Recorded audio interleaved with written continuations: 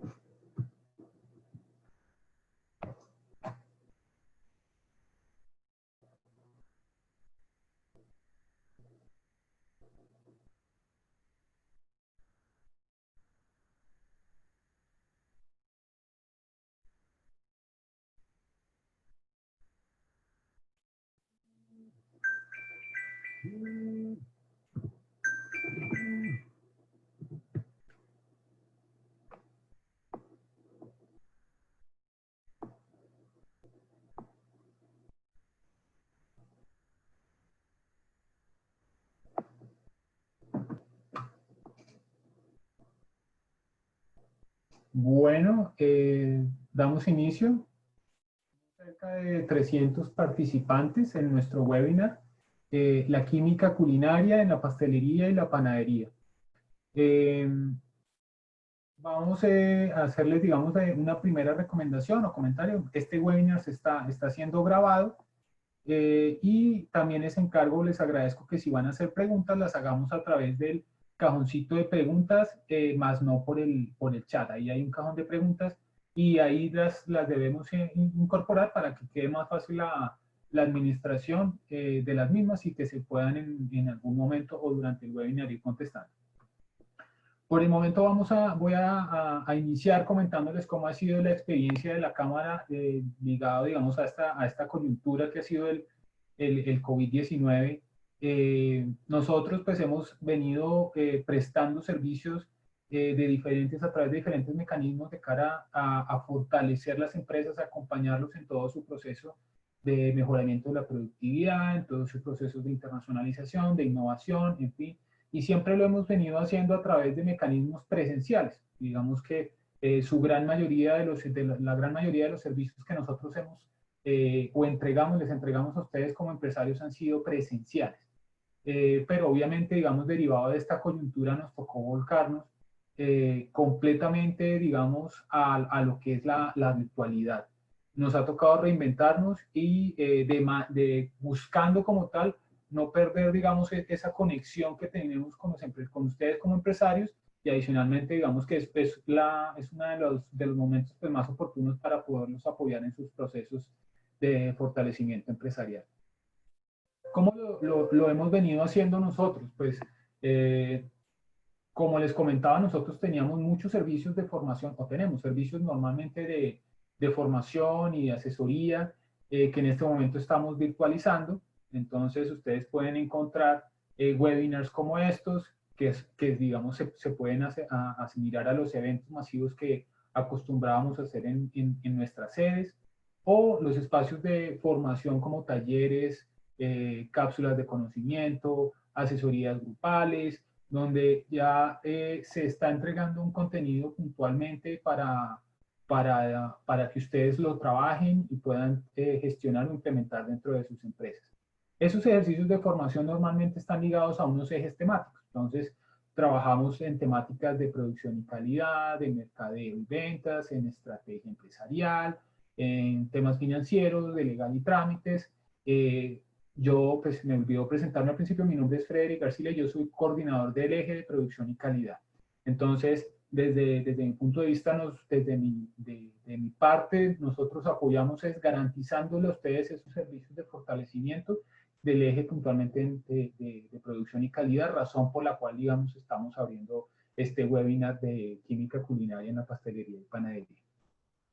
Ya, digamos, esos ejercicios, ya volviendo al tema de formación como tal, se complementan, todos esos servicios de formación se complementan con asesorías individuales. Esas son esas asesorías en las mismas temáticas que lo que hacen es complementar los servicios que nosotros tenemos. Entonces, para aclarar algunas inquietudes puntuales que vayan quedando como resultado de los diferentes procesos. Entonces tenemos formación y asesoría como tal, que ya hacen parte individual, asesorías individuales.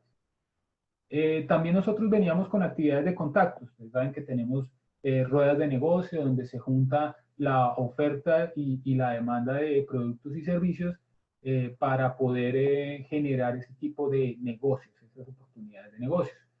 Se manejaba ese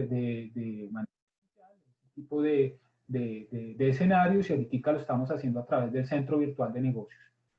Ha sido un espacio donde hemos tenido una muy buena acogida, un muy buen número de empresarios que están ofertando y otros que están demandando productos y servicios se están viendo reflejados en ese espacio. Ya veníamos trabajando con anterioridad en nuestra plataforma de Bazarbox. Es una plataforma, es un e-commerce donde pues, principalmente es un mercado B2C, donde los empresarios que tienen, digamos, están ofertando sus productos en esa plataforma, pues pueden generar negocios a través de conexión directa con su página de internet. Esta plataforma también que lanzamos desde el año pasado, pues derivado de esta situación, se ha fortalecido cada vez más y tenemos también un número importante de empresarios inscritos. Ya lo que es todo el tema de creación, de registro, de documentos, renovaciones, todos esos componentes se han venido manejando en su gran mayoría también por canales virtuales y pues también se está fortaleciendo todo el tema de registro y lo que se hacía en nuestras sedes a través de canales virtuales. Seguimos el tema de conciliación y arbitraje. Nosotros tenemos un centro de arbitraje y conciliación muy robusto que es un referente a nivel internacional y seguimos, digamos, trabajando algunos casos a través también de mecanismos virtuales. Estamos construyendo pues el hospital más grande de Bogotá, estamos ampliando la capacidad hospitalaria desde Corferias, digamos que eso ha sido uno de los grandes aportes que hemos venido, digamos, teniendo para poder aportarle ya como tal directamente al tema de COVID. Y pues las agendas sectoriales de reactivación económica por el clúster, digamos, en este caso, pues nosotros estamos apoyándonos con el clúster de gastronomía y digamos, para todos estos procesos ya de lo que son el Bogotá Madrid Fusión y cómo trabajamos en línea. Toda esta información ustedes la pueden complementar, pueden conseguir mayor detalle en la página de la Cámara y en nuestras redes sociales. Por el momento, entonces, los voy a dejar con Fernando Vega. Él ya les va a ampliar un poquito más la información de quiénes son nuestros panelistas el día de hoy y para que puedan disfrutar de este webinar. Tenemos 400 participantes, un muy buen número. Entonces, les recuerdo simplemente las preguntas a través del cajoncito de preguntas y respuestas y recordarles que estamos grabando este webinar. Bueno, Fernando, lo dejo. Voy a liberar aquí mi pantalla para que continúe. Listo, muchas gracias, Frederick. Buenas tardes a los asistentes. Muchas gracias por acompañarnos el día de hoy al webinar La química culinaria en la pastelería y panadería. Este webinar es uno de los espacios de formación, actualización y aporte de conocimiento que estamos liderando desde la Cámara de Comercio de Bogotá por medio de sus programas Bogotá Madrid Fusión y la iniciativa Clúster de Gastronomía en alianza con la Escuela de Gastronomía Mariano Moreno. El día de hoy tengo el gusto de presentarles a los chefs, cocineros, pasteleros y reposteros Denise Cami, de Miriam Cami, Jennifer Rodríguez, de Mestizo, Robert Maldonado, Edwin Castiblanco y Franklin Wilches, de PW Pastelería, quienes nos aportarán su conocimiento y experiencia en torno a la labor de la pastelería, panadería, sus procesos y uso de ingredientes. Bueno, les voy a hablar un poco de cada uno de nuestros chefs. Denise Cami es socia y fundadora de Miriam Cami Pastelería, fundada en 1982 como un negocio familiar liderado por su mamá y que lleva su nombre. Es bogotana, estudió en el Colegio Colombo Hebreo y se graduó en Comunicación en la Universidad Javeriana. Tiene 3 hijas y 2 nietos en camino. Es pastelera empírica y actualmente busca destacar su empresa retomando las raíces de la pastelería y cocina familiar de su familia. Jennifer Rodríguez es chef y propietaria del restaurante Mestizo, Cocina de Origen, en Mesitas del Colegio. Es considerada embajadora de la nueva cocina colombiana, es ganadora del programa Cocineros al Límite 3 del Canal Fox, ganadora de los premios La Barra en 2016 como Chef Revelación y en 2019 como Mejor Restaurante de Cocina Colombiana. También fue ganadora del Premio Nacional de Cocinas Tradicionales de Colombia en 2016 y fue finalista en 2019 del Premio Chef Revelación Bogotá-Madrid Fusión. Robert Maldonado es panadero pastelero profesional, docente de panadería y pastelería del Instituto Superior Mariano Moreno, consultor y asesor en panificación artesanal. Se ha desempeñado también como investigador y promotor de la panadería artesanal de Colombia, siendo jurado en competencias gastronómicas nacionales y ponente en eventos gastronómicos, y ha ejercido como escritor de artículos especializados para revistas de alimentos. El chef Edwin Castiblanco es pastelero profesional con 8 años de experiencia, profesional en gastronomía y especialista en chocolatería. Es docente de la Fundación Universitaria San Mateo. Actualmente orienta pastelería, costos y gestión de alimentos en el programa de gastronomía y ha participado en varios concursos de pastelería. Hizo parte del grupo de 16 chefs colombianos que viajaron a Estados Unidos en el programa de Sabor USA. El chef Franklin Wilches es pastelero, cocinero formado en el SENA, trabajó en el Hotel Casa Medina como cocinero y ha trabajado para los restaurantes Mamas, Le Jardin du Lac y Aubert de Sims en Francia. Fue ganador de la Toca de Oro Nestlé en 1999 y representante por Colombia en la Copa Mundo de Pastelería en 2003 y en el concurso culinario El Azteca para el mismo año. Es chef y fundador de FW Pastelería en Bogotá. Bueno, agradecemos a todos los asistentes por conectarse a este espacio. Les recuerdo que las preguntas que tengan hacia los panelistas las deben hacer por el módulo de preguntas y respuestas. Y sin más, pues le doy la bienvenida a los 5 chefs colombianos y les cedo la palabra a Robert Maldonado, quien moderará el webinar. Muchas gracias. Fernando, muchas gracias por su presentación y saludo nuevamente a Denise, a Jennifer, al chef Edwin y al chef Franklin.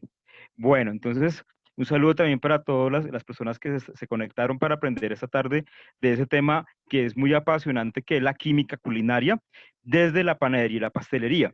Entonces, algo muy importante es que pues vamos a partir de qué es ese término, porque suena muy elaborado, suena muy profundo y a veces uno no se da cuenta que la química siempre ha estado en todo, pero para poder entender un poco más, debemos entender que la química la hemos visto siempre porque está en los secretos de las nonas, en los secretos de nuestras abuelas, de nuestras mamás, y que a veces no identificábamos como si fuera algo tan especial. Entonces, realmente, cuando de pronto alguien tomó un curso de cocina, de panadería, o vio a la mamá, a la abuela elaborando preparación, y de pronto ella le decía, no la coloque de golpe, colóqueselo en forma de hilo. Ese era un secreto. Estaba haciendo algo que ellos dominan, pero que no entendían que era química.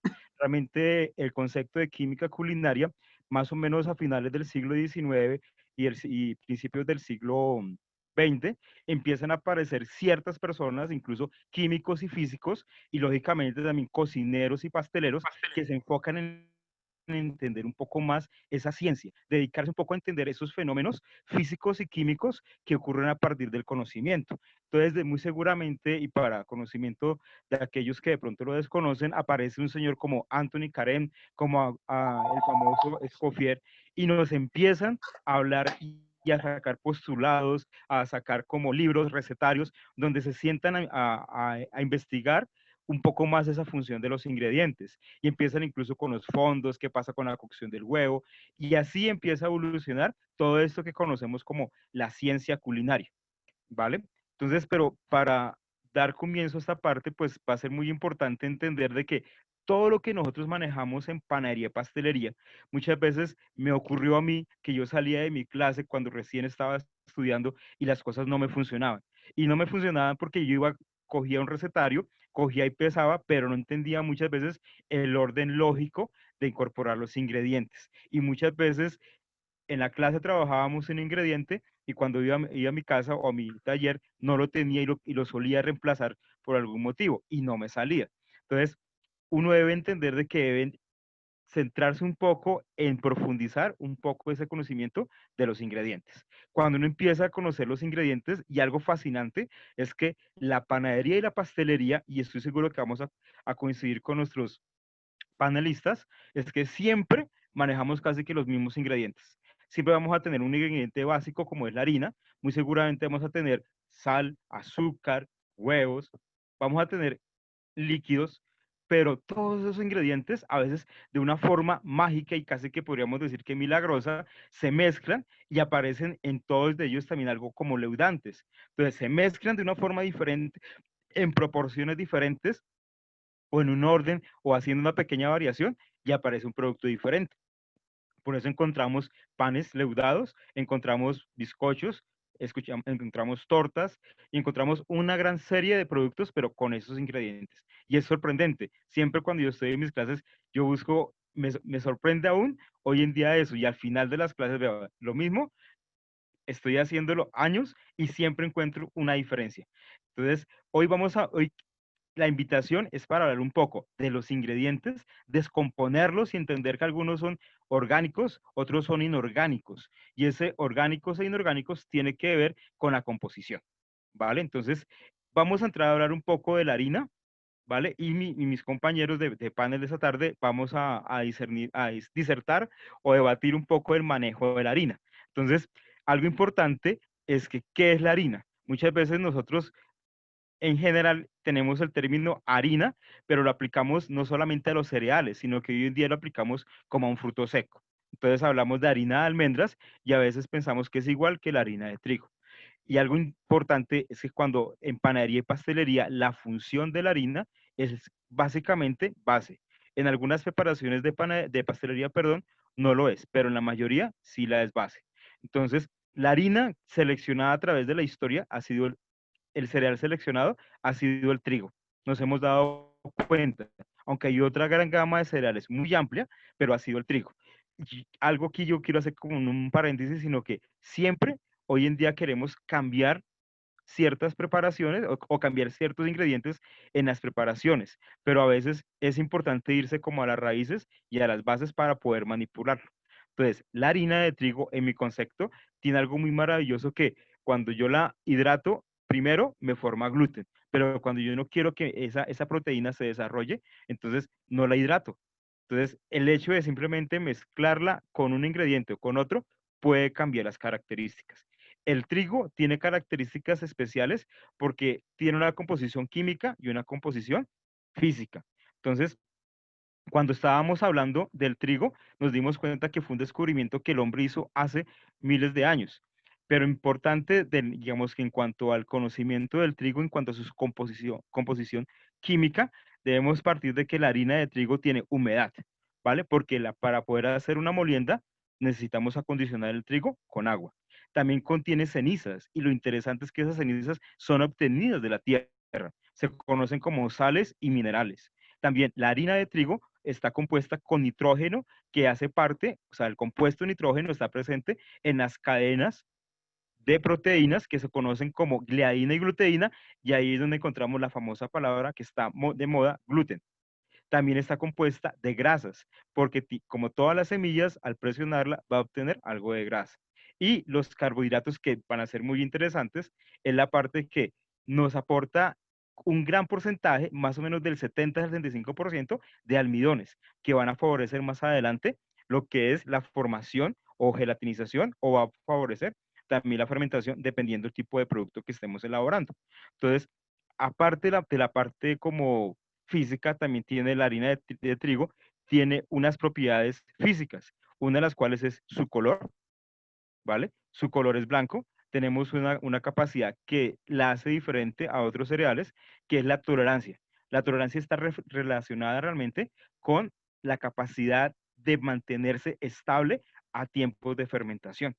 Y ahí es cuando de pronto uno debe encontrarse y accidentarse muchas veces de que si yo hago una fermentación larga, como hoy está de moda y como muchos uno ve por redes sociales que están haciendo pan en la casa y quieren hacer como lo hacen los youtubers con largas fermentaciones, pero utilizamos una harina de baja, digamos, de elaborada con trigo suave. Y entonces no es realmente estable y nuestro pan queda de volumen escaso. Necesitamos para una fermentación larga una harina hecha a base de trigo duro para poder obtener eso. Y ahí también vamos a tener en claro de que existe un trigo durum, que es el que a veces relacionamos con la elaboración de la pasta. Entonces, son características que contiene la harina y que la manipulamos, jugamos con ella, pero a veces no profundizamos un poco más allá. Y por eso, en mi caso, un día yo estaba haciendo pan, me salía. Un día estaba haciendo galletas y no me salían porque no entendía cómo funcionaban la composición química y la física dentro de los ingredientes. No sé ustedes qué opinan de esa parte del manejo de la harina. ¿Qué opina Edwin de la harina? Bueno, chef, yo creo que algo importante es que, por ejemplo, siempre vemos un pan, pero el pan ya lo vemos posteriormente horneado, pero detrás de ese pan horneado hay un proceso previamente que se hizo en el cual se mezclaron ingredientes como harina, sal, agua, levadura, que después de un proceso como tal de amasado, reposo y fermentación, pues me deja como tal el pan ya con un alveolado característico. De lo que hablas de pronto con respecto a la harina, algo importante es que la función principal dentro de la harina de trigo el gluten es lo que le aporta la estructura al pan. Si no tuviera principalmente el gluten, no generará como tal estructura. Y también para complementar un poco lo que hablabas acerca de la harina, realmente el término harina es como tal la molienda de cualquier tipo de cereal o pseudo cereal. Ese ejemplo, si yo tomo garbanzos y realmente los trituro, los muelo, puedo hacer harina de garbanzo o harina de almendras si tomo un fruto seco. Entonces, principalmente usamos la harina de trigo en panificación porque pues, es la que tiene mayor contenido en gluten y nos va a aportar una mejor estructura principalmente al momento de hornear los panes. Algo también importante es que para que este gluten se desarrolle, principalmente debe tener dos factores básicos, que es número uno, agua, humedad, que es lo que va a ayudar a hidratar el almidón, y número dos, un trabajo mecánico o manual, que es el desarrollo como tal que se le da a ese gluten para que genere como la elasticidad y la extensibilidad para que pueda formar el alveolado después de horneo. Si un pan dentro del proceso no se amasa correctamente y no se hidrata el gluten, automáticamente tendremos panes totalmente compactos, pesados, con poco alveolado, o sea, con poca miga. Yo creo que a todos nos ha pasado cuando hacemos un pan y nos faltó de pronto colocar la cantidad de agua necesaria o le dimos poco trabajo a la masa. Generalmente tenemos panes que nos quedan con un volumen pues mucho menor como el que habitualmente pues lo generamos.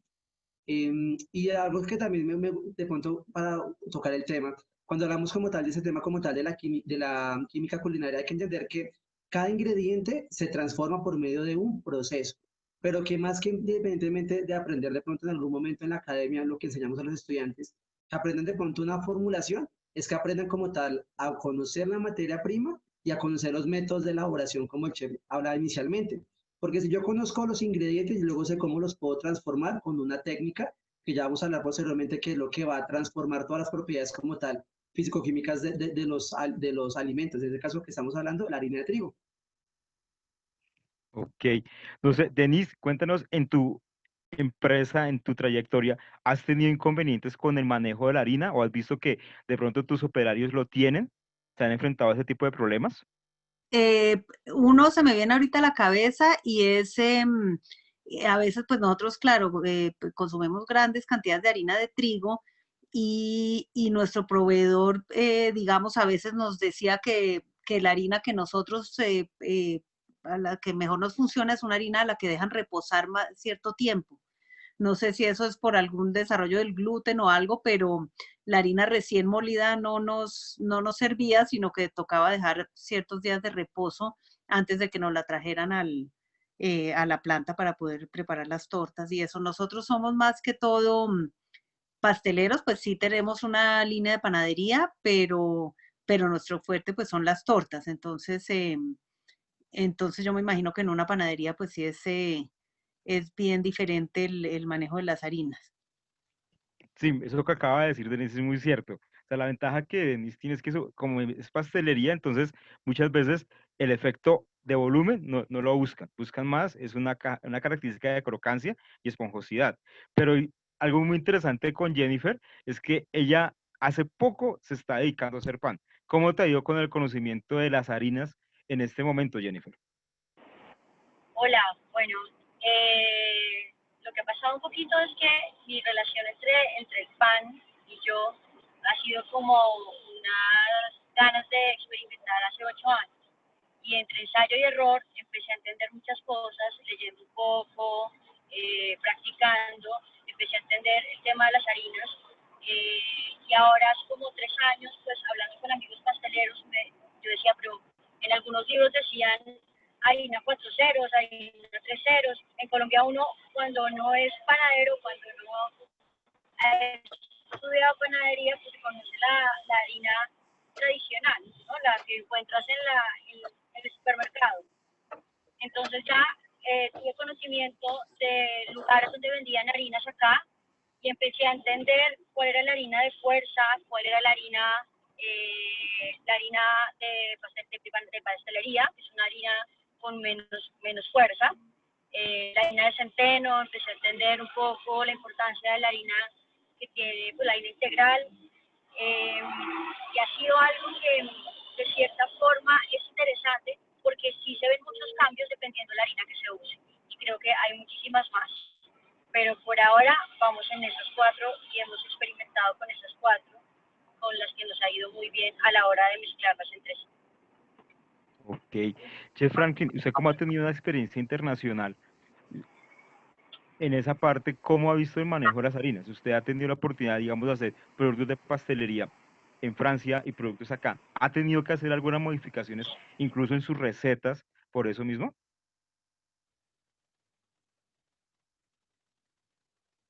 Bueno, sí, efectivamente, cuando uno, lo que acaba de decir Jennifer, uno siempre se encuentra con las harinas acá y cuando trabaja en Europa se da cuenta que las harinas de acá muchas veces no le van a servir y no le van a funcionar. Entonces empieza uno a hacer las baguettes o empieza a hacer una cantidad de cosas y no le funciona.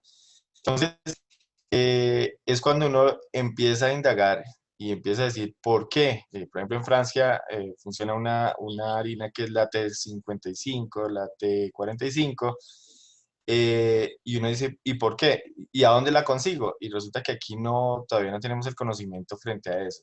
Entonces, es muy complicado, pero es cuando uno empieza la prueba-error. Por eso la invitación a todas las personas que hoy nos están viendo y todo es siempre jugar con los productos, porque muchas veces seguir una receta, cuando uno la toma de internet o cuando uno va a la escuela, a la academia, y la va a aplicar, no le sale, es una frustración muy grande.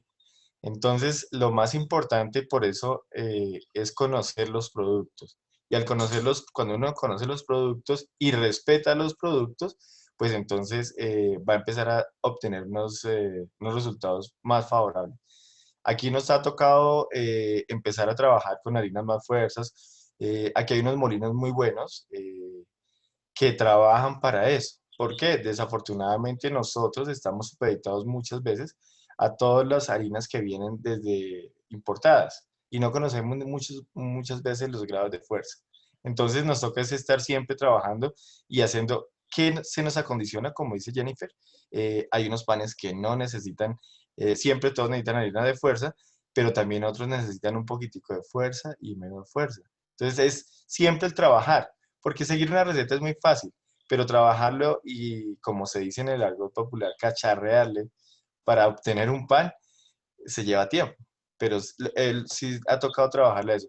Hoy es más fácil, pero hace 30 años, cuando nosotros comenzamos, nadie conocía de nada y era más difícil. O sea, no se hablaba ni siquiera de química de alimentos, no se hablaba ni siquiera qué era lo que pasaba y había una sola harina, una, punto.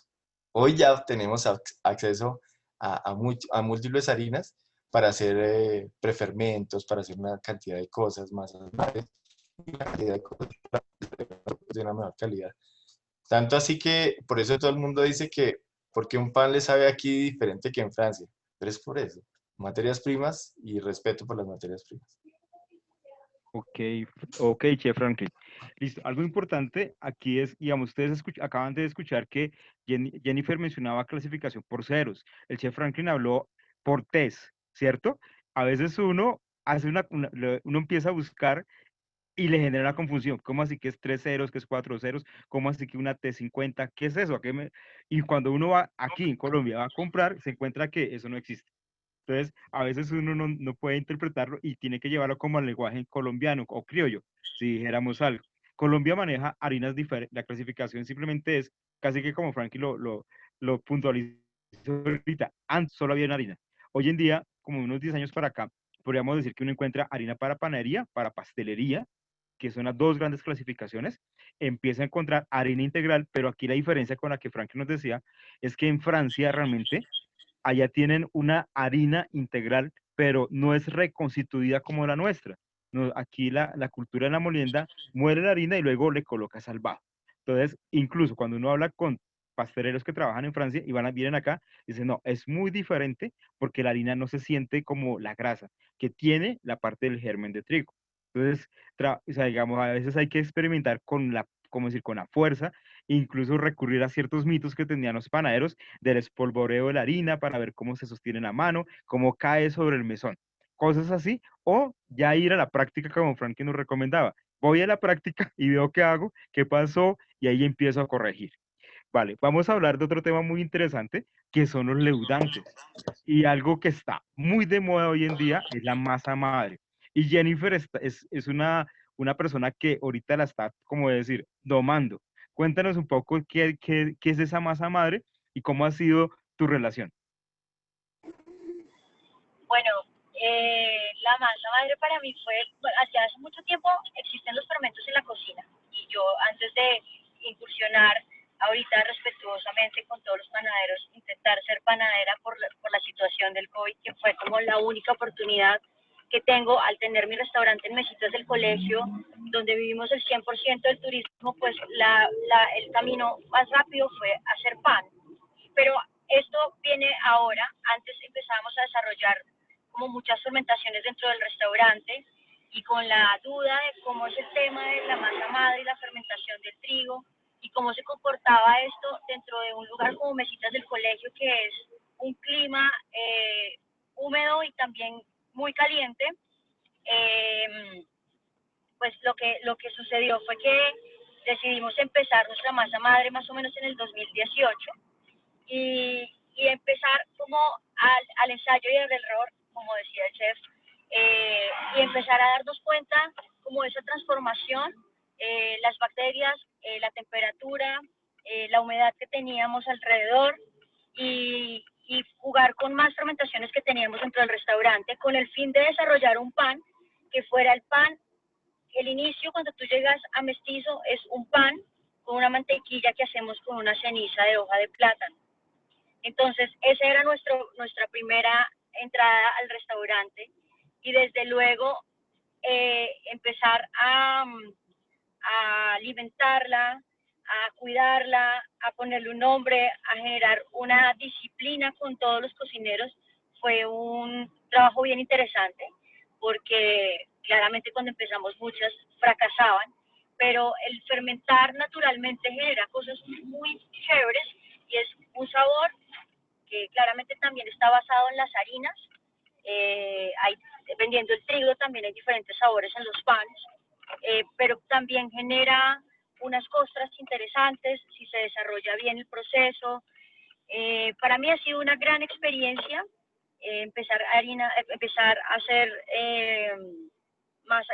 panes con masa madre y claramente generar una disciplina y también como esa sensibilidad que hay que tenerle hacia el pan, y me refiero mucho como uno siempre tiene que estar observando mucho los cambios. Yo siempre que le cuento a alguien sobre la masa madre, y ahora como dicen, mucha gente lo está intentando hacer dentro de sus casas, por Instagram, etcétera, es que escriban todos los procesos de transformación que se desarrollan, porque no todas se comportan de la misma forma, ya que depende del lugar donde se encuentren. Pero algo muy interesante es que Jennifer nos está hablando de la masa madre. ¿Y por qué empezamos con masa madre? Porque es el origen de la fermentación. Ahí tenemos que remontarnos un poco al origen de lo que es la panadería. Ese es el origen realmente, la manipulación de la masa madre. Recordar que cuando llega Luis Pasteur es el único que nos muestra realmente que no era mágico, no era espontáneo, sino que realmente hay unos microorganismos. Entonces, cuando ya se empieza a manipular esos microorganismos, es cuando empezamos a conocer los otros tipos de leudantes. Pero tenemos que entender cuando hablamos de leudantes, que viene del latín levar, o que significa leudar o hacer crecer. Entonces, toda la mayoría de leudantes, que es el origen de que esa masa madre tenía un honguito, un microorganismo o un bicho, como le podemos decir, tenía dentro algo que se llamaba Saccharomyces cerevisiae. Ese Saccharomyces cerevisiae es extraído y de ahí se empiezan a hacer cultivos para tener las levaduras que hoy en día manejamos en panadería, ya sea en la casa, sea casera, pero manejamos levaduras o leudantes como lo son la levadura fresca o prensada, la levadura seca instantánea y la levadura seca activa. Entonces, esos tres tipos digamos, de levaduras biológicas son interesantes. Hay otros que conocemos como químicos, como es el uso del polvo de horneo y el uso del bicarbonato, ¿vale? Pero entonces hay otro tipo de leudante, o sea, que hace crecer y es el leudante físico, que es como lo vemos en el hojaldre. Edwin, ¿quiere comentarnos algo acerca de esto? Chef, algo importante, por ejemplo, para aportar de lo que hablaba Jennifer, es la importancia, por ejemplo, de la fermentación dentro del proceso como tal de panificación. Entonces, generalmente cuando hablamos de leudar, hablamos como tal de un proceso como tal de incorporar aire, y como hablabas, puede ser físico, químico, biológico.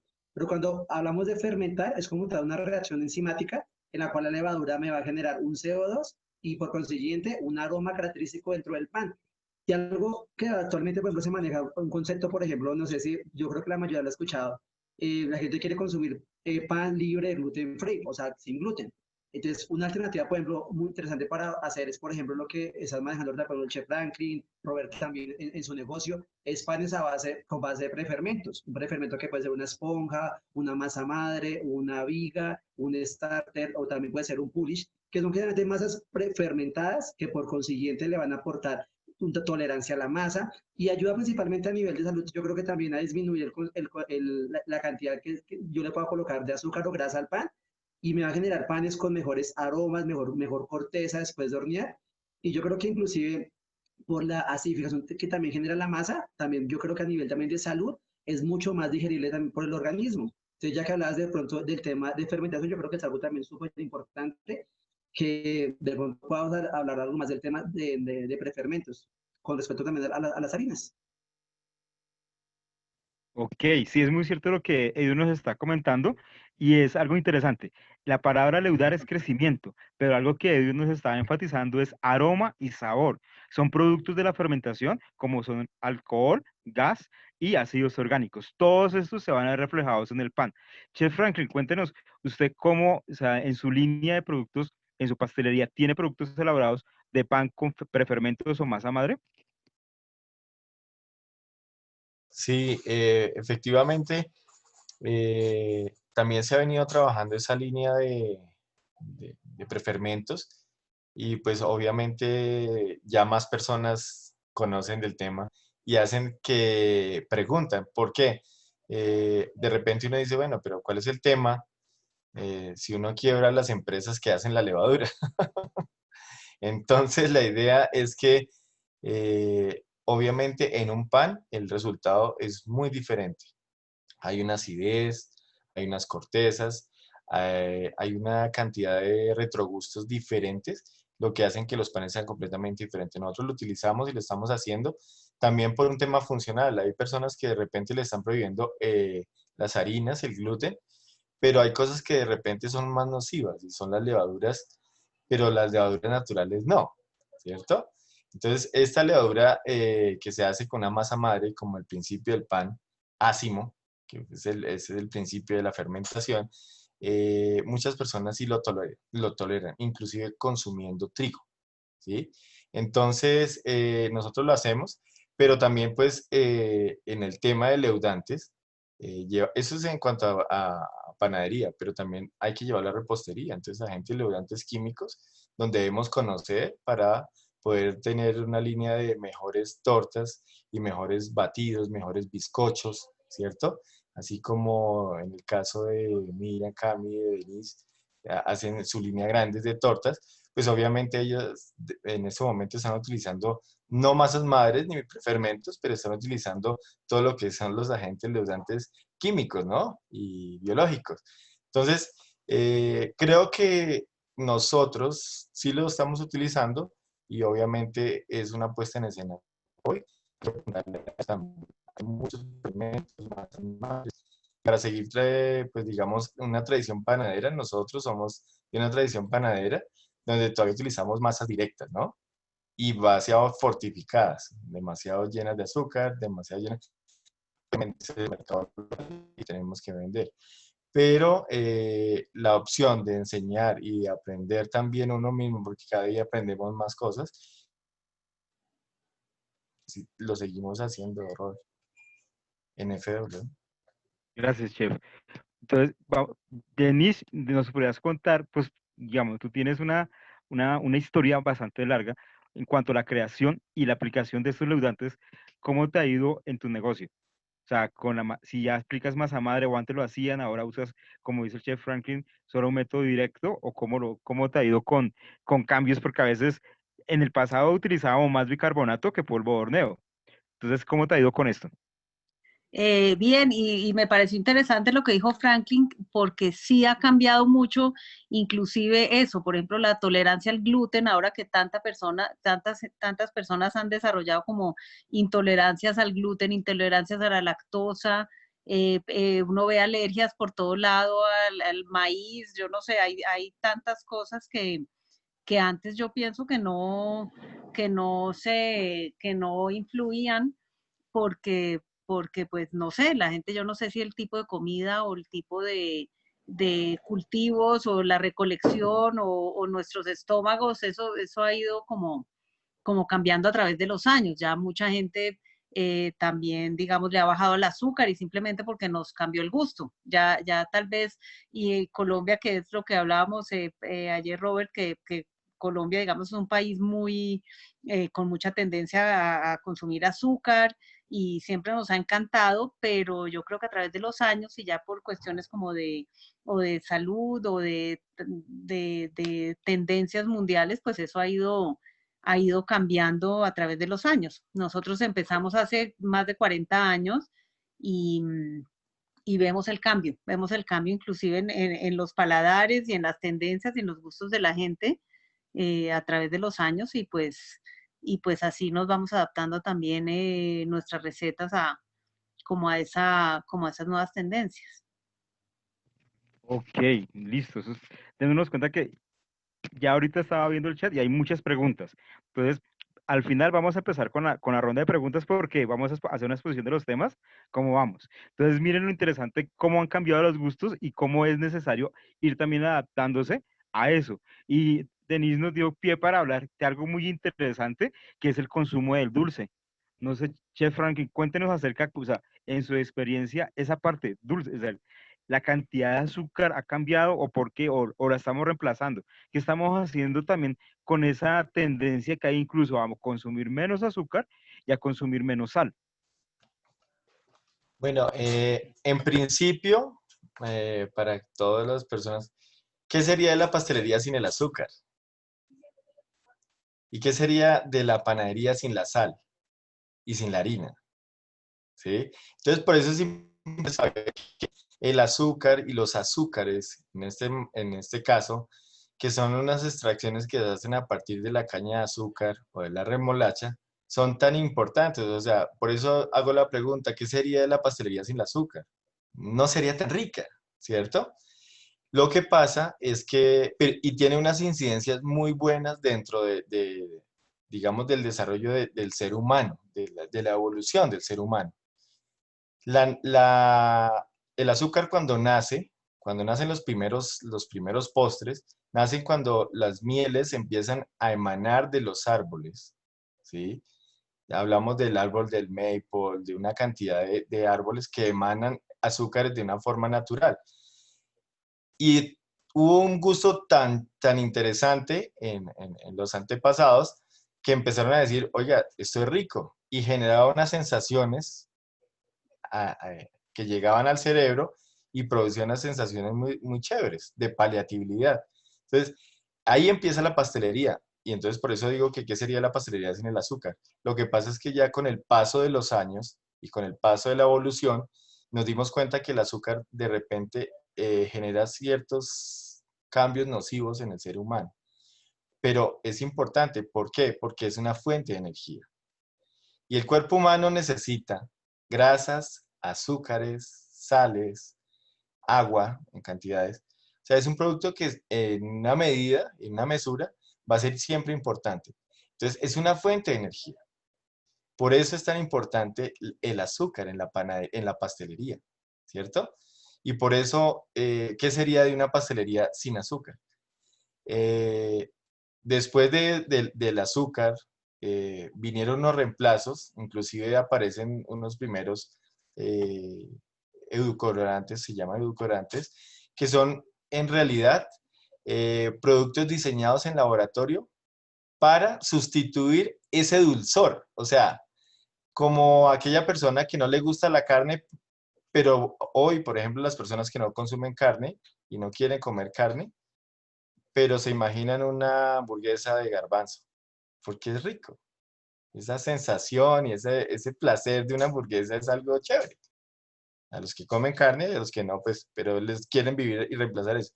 Entonces, los edulcorantes nacieron desde el laboratorio, pero tienen un problema muy grande. Es que no tienen y no aportan energía, porque no hay calorías dentro para aportar al cuerpo humano. Entonces, por eso es importante el azúcar en la pastelería y desde la academia.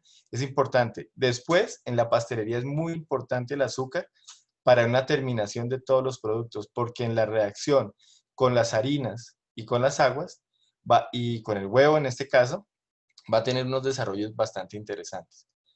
Ahora vuelvo a hacer otra pregunta. ¿Qué sería de una torta que el día que se me olvidó no le coloqué azúcar? Denise, por ejemplo. No le colocamos azúcar. Grave, ¿Qué pasa? grave. ¿Sí? No, desastre, además de su volumen, de su textura y pues ni se diga del sabor. Y yo, igual que Franklin, estoy totalmente en pro del azúcar. Ahí ahora se creó como la falsa expectativa de que llaman cualquier cosa saludable y les parece que es más saludable echarle un endulcorante de esos químicos a las bebidas o a las tortas en vez de azúcar, digamos. Entonces, obviamente, pues el azúcar tiene sus contraindicaciones, pero yo me imaginaré que es menos que lo que produce algún químico de estos, pues que obviamente la gente que es diabética y que no, su cuerpo no tolera o no procesa el azúcar, pues obviamente es una muy buena opción y ha sido un invento maravilloso, pero, pero el azúcar verdadera, pues es verdad, eso creo que los griegos, si no estoy mal, fueron los primeros que empezaron a endulzar sus postres con miel y con almíbares y pues era casi como alimento de dioses. Entonces el azúcar tiene como un lugar importante como en el panteón de los ingredientes, pero bueno, hay que como todo, como tenerlo en su justa medida y también pues saber que hay gente pues que no puede consumirla y que busca siempre un sustituto porque el dulce es importante en la vida de todos.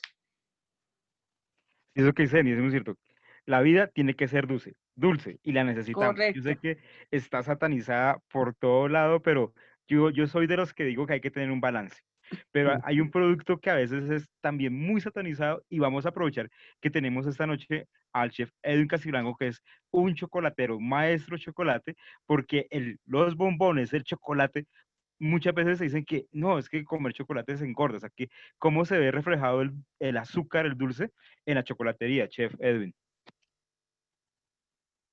Bueno, Rubén, voy a hacer aquí un aporte a lo que el chef Franklin acabó de comentar. Pues es que la principal función del azúcar es uno, aportar sabor dulce y número dos, yo creo que también importante es retener humedad. Entonces, por ejemplo, los panes que tienen alto contenido en azúcar, por ejemplo, como por ejemplo, un pan de mantequilla, un pan de queso, son panes que tienen una conservación pues, mucho más prolongada porque tienen un contenido de azúcar mucho más elevado.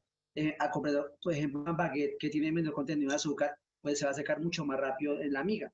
Entonces, esa estructura como tal en panadería, podemos ver que el azúcar retiene la humedad y por lo consiguiente prolonga la vida útil también de los productos. En pastelería también cumple la misma finalidad. También, por ejemplo, trabajamos mucho en pastelería, por ejemplo, azúcares también, por ejemplo, también naturales, por ejemplo, también como la miel o azúcares invertidos, que me aportan también esa capacidad de retener humedad en las tortas y me aportan también un sabor dulce, pero aportan menor contenido de calorías a los productos. Ya pues como igual también decía Denise y también el chef Franklin, actualmente estamos como en el concepto también y también en la moda de consumir de pronto productos bajos en azúcar y más que de pronto por tendencia o por cultura, yo creo que es por salud, porque pues yo creo que igual todos estamos como en la teología de poder pues, cuidar nuestro organismo. En la parte chocolatera pues tenemos un concepto o sea, muy importante, es porque encontramos generalmente dos tipos de chocolates, coberturas a base de manteca, cacao y pasta de cacao y los famosos sucedáneos. Generalmente cuando hablamos de un chocolate puro, debe tener esos dos elementos básicos, manteca, cacao y pasta de cacao, que mezclados con emulsificantes de azúcar me generan unas que coberturas de chocolate para hacer alta chocolatería. Y el otro grupo son los sucedáneos, donde le han reemplazado de pronto la manteca de cacao por grasa vegetal hidrogenada y tiene alto contenido en azúcar. Entonces, dentro de este punto, cuando hablamos del chocolate, vemos que si alguien que tiene problemas, por ejemplo, de azúcar en la sangre, consume un sucedáneo, pues está consumiendo aproximadamente un 35-40% de azúcar en un bombón o tableta de chocolate. Lo más recomendable en ese término es poder trabajar una cobertura pura que tenga manteca y pasta de cacao, ya que generalmente a mayor contenido de pasta de cacao, pues va a disminuir el contenido de azúcar. Y aparte que el chocolate puro con manteca, cacao y pasta, pues genera muchas como tal beneficios para el organismo. Me despierta las endorfinas, me ayuda generalmente a generar un estado de emocional mucho más tranquilo y aparte pues que el sabor a chocolate pues como decía Anis, por cultura en Colombia tenemos el concepto de comer todo dulce. Entonces, por ejemplo, en Europa la mayoría de coberturas son, ejemplo, al 80%, al 90% de pasta de cacao son totalmente amargas, igual que un buen café. Un buen chocolate se define porque entre más amargo y más astringente, es de mucha mejor calidad porque tiene menor contenido de azúcar. Pero aquí en Colombia hasta ahora estamos entrando como en esa etapa de poder catar y probar muy buenos chocolates, porque nuestra cultura siempre ha sido probar chocolates semi amargos, dulces, y pues actualmente, por ejemplo, vemos que hay muchos cacauteros y muchas como tal empresas que están fabricando actualmente chocolates de origen, de muy buena calidad, con bajo contenido en azúcar, que eso a nivel nutricional es muy bueno porque aprovechamos todas las propiedades del chocolate, tanto en pastelería como en panadería, y pues consumimos menor contenido también de azúcar. Ok, súper ese concepto del azúcar en la chocolatería. Jennifer, tú que estás experimentando ahora, ¿cómo te ha ido en tus productos de panadería y pastelería con el azúcar? ¿Usas azúcar común o estás usando orgánicos? ¿Qué estás usando? Bueno, yo inicié primero haciendo como una hogaza de pan de campo, un sourdough normal, y digamos que los clientes del restaurante lo recibían muy bien. Pero luego, ahora que estamos experimentando con todo el tema de la panadería, nos hemos dado cuenta que a la gente le gusta más los panes dulces, como el pan, los panes dulces y los panes que contienen mantequillas, ¿sí? Como el pan brioche o la masa brioche, que la hemos mezclado con bocadillo, con quesos, con arequipes, y ese tipo de panes dulces a los colombianos nos encantan. Tuve algo muy particular hace una semana, y es que la gente asume que el otro pan es un pan duro y es un pan viejo. Entonces, tratar de generar esa parte pedagógica con la gente, digamos, de mi pueblo, es un trabajo en decir como, hey, este pan tiene unos beneficios importantes, tiene un desarrollo importante, está hecho con unas harinas no convencionales, podríamos llamarlo así, y este pan pues igual viene hecho con una mantequilla, que esa es otra cosa que a veces le cuesta a la gente, y es qué es mantequilla y qué es margarina, y ellos consideran mantequilla lo que encuentran en el supermercado.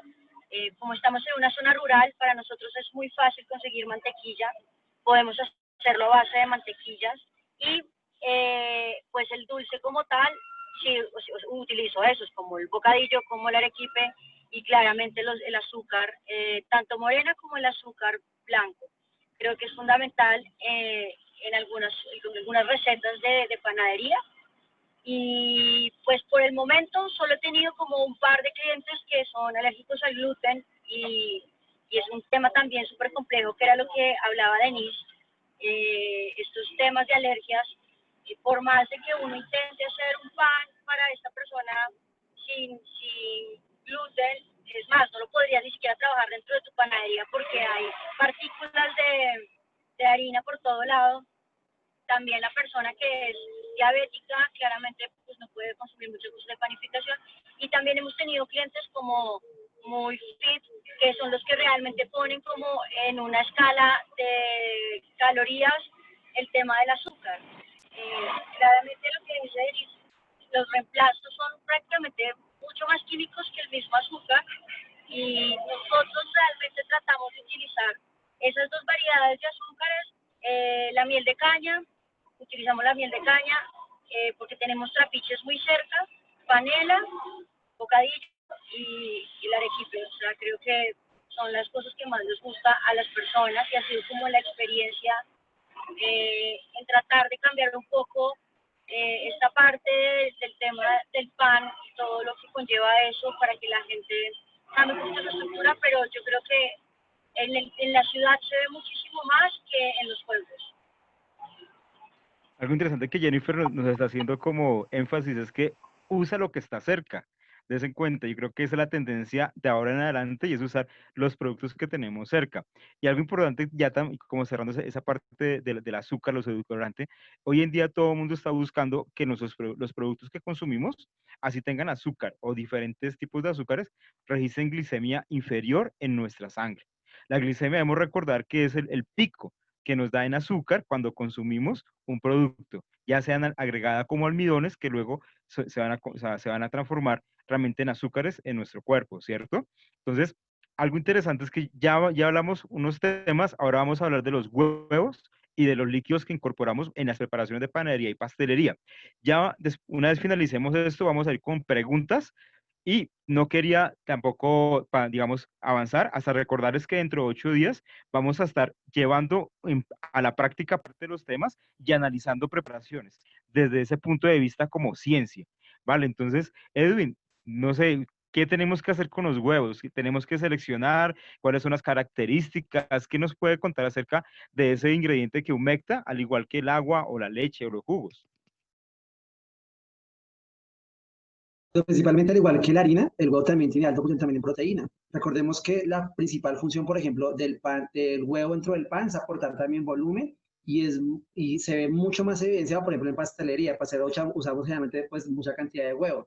Recordemos que dentro de la clara encontramos lo que es la parte de la albúmina, que es la proteína pues del huevo, de la clara, que se encuentra casi en un 80%, perdón, 80% de agua, 20% de proteína. Dentro de la yema encontramos otra proteína que como tal es la lecitina, cargada de generar emulsión. Entonces, un ejemplo claro. La clara del huevo genera como tal la capacidad de que es espumante. Entonces, por ejemplo, cuando hacemos un merengue, tomamos la clara, la batimos con un batidor manual, por medio físico, incorporamos aire, y esa propiedad que me genera la albúmina, de que me genera un tipo de espuma, que en el horneo, cuando ya le agrego el azúcar para que la estabilice, el agua se seca, la proteína coagula y me genera ¿qué? Estructura. Otra propiedad de huevos que también es coagulante. Entonces, por ejemplo, todo lo hemos visto que aporta estructura. Entonces, por ejemplo, cuando hacemos un huevo frito, llevamos el huevo, llevamos a freír, automáticamente a mayor temperatura, hay una reacción y genera y se compacta, ¿cierto? Lo mismo también pasa en un pan, una torta. Al tener un alto contenido en huevo, un pan, una torta, me aporta también estructura después de hornear, o sea, va a coagular la proteína. Yo creo que hemos visto también aplicado, por ejemplo, la yema de huevo cuando hacemos, por ejemplo, una salsa inglesa. Generalmente la yema de huevo me genera esa capacidad también de espesar dentro de la salsa. Cuando llega a una temperatura aproximadamente a 80 grados centígrados, genera esa reacción. Los que de pronto hemos elaborado mayonesas, también vemos, por ejemplo, en la yema de huevo que tiene la propiedad de ser emulsificante. Entonces, por ejemplo, tomamos la yema, se mezcla muy bien, se bate, se agrega aceite en forma de hilo y emulsiona. Por ejemplo, en las tortas, siempre dentro del método cremado tenemos grasa, azúcar y luego agregamos huevos. Y luego agregamos de pronto líquidos, por ejemplo, zumo de naranja, o un zumo de fruta, o chocolate fundido a la torta en caso que fuera chocolate. Pero miren que inclusive cuando agregamos la yema de huevo, esa sirve como agente también emulsionante y me ayuda a evitar que se corte, por ejemplo, la materia grasa con el líquido que yo voy a agregar. Si yo, por ejemplo, a la mantequilla le agrego un zumo de naranja, va a tender por las acidez a cortarse. Entonces yo primero mezclo la mantequilla con el azúcar, agrego luego la yema de huevo y agrego luego el zumo. Esa yema de huevo me ayuda a emulsionar la grasa con el líquido y evita principalmente que se llegue como tal a cortar. Entonces vemos que generalmente el huevo, al ser número uno, una fuente pues, de proteína, pues genera como tal un valor alimenticio pues dentro del producto que se está utilizando y pues también que lo hemos aplicado principalmente en tanto en la parte de pastelería y panadería para generar emulsiones, estructura, también para generar de pronto alveolados dentro de la torta o el pan también, pero la principal función es aportar estructura. Ok, muy bien, chef. ¿Y pero qué pasa con aparte bueno, ya vimos el huevo, pero el agua, la leche, jugos, ¿cómo funcionan dentro de la panadería pastelería? Bueno, pues el agua principalmente es el líquido fundamental dentro de la panificación para hacer como tal un muy buen pan. Porque generalmente al tener como tal un pH neutro, me va a ayudar a hidratar como tal la proteína del gluten y por consiguiente que se desarrolle y cuando yo hornee el pan me genere la esponjosidad que tiene después del horneo. En pastelería generalmente usamos el líquido, usamos huevos también, zumos de fruta también para que le aporte algo sabor a las tortas.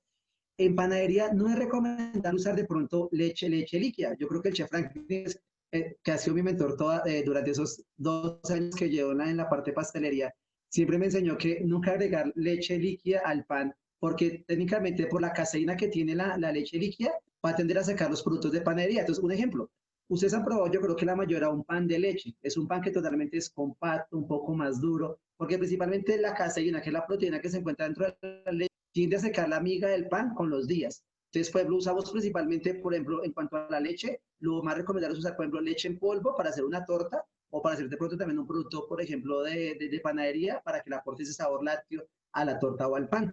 Pero principalmente el líquido dentro de panadería cumple la función de que hidratar el gluten y dentro de la parte de pastelería los líquidos aportan humedad a la torta y también suavidad después de horneo. Gracias, chef. Bueno, entonces ya hicimos una breve exposición y ya vamos reconociendo que todos estamos usando siempre esos ingredientes y a veces no profundizamos un poco. Pero entonces ya vamos a comenzar con las preguntas. Ya tenemos muchas preguntas, la verdad. Hay una pregunta que dice, ¿cuál es el azúcar más saludable y cuál es la grasa más saludable? Realmente podemos hablar de ese término saludable. ¿Quién me quiere ayudar con el azúcar? Franklin nos puede ayudar con ese tema del azúcar, hay un azúcar saludable. Jennifer, que estaba alzando la mano. Jennifer, ¿Sí? listo, dale, Jennifer. Ok.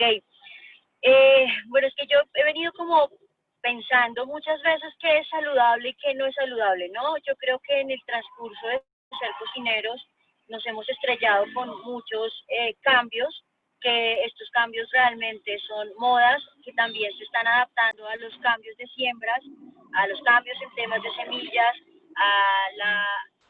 digamos, como la gran demanda que se tiene en cada uno de los productos que se desarrollan o los alimentos que tenemos.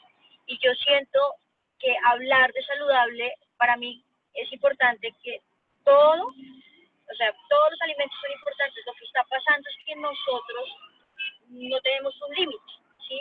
Entonces, digamos, el cuerpo necesita azúcares y de cierta forma no podemos estar consumiendo un montón de azúcares todo el tiempo, ¿sí?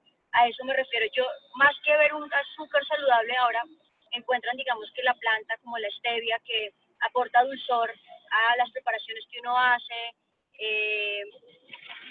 digamos que es algo bueno, pero yo creo que todo en cierta medida tiene que ser controlado para que sea bueno. No veo algo como si yo consumo demasiado, qué sé yo, pescado, por ejemplo, pues va a pasar algo, ¿no?